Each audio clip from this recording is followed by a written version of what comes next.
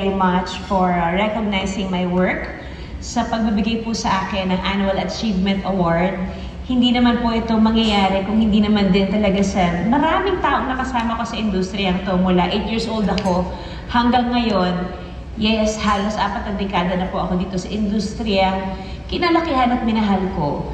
Kaya siguro dapat lang at nararapat lang na pasalamatan ko ang bawat isang taong nakasama ko mula Kula hanggang Mara Clara hanggang Esperanza, to my ABS family, sa mga managers na nakasama ko, Tito Jez and Tito Alfie.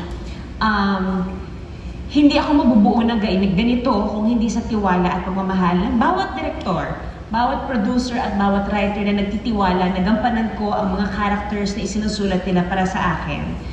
Maraming salamat sa pagbuo niyo sa karera ko. My apologies for not being able to accept this award personally.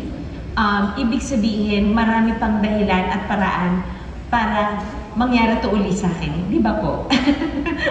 Thank you again, and you have just given me more inspiration and more reason para mas mahalin ko pa ng todo-todo itong industriyang ito.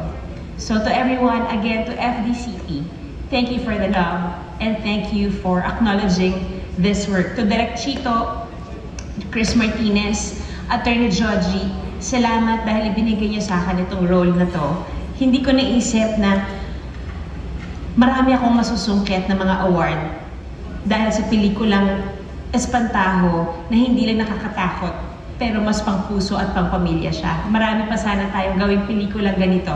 Again, from the bottom of my grateful heart, thank you very, very much. Mabuhay po kayo.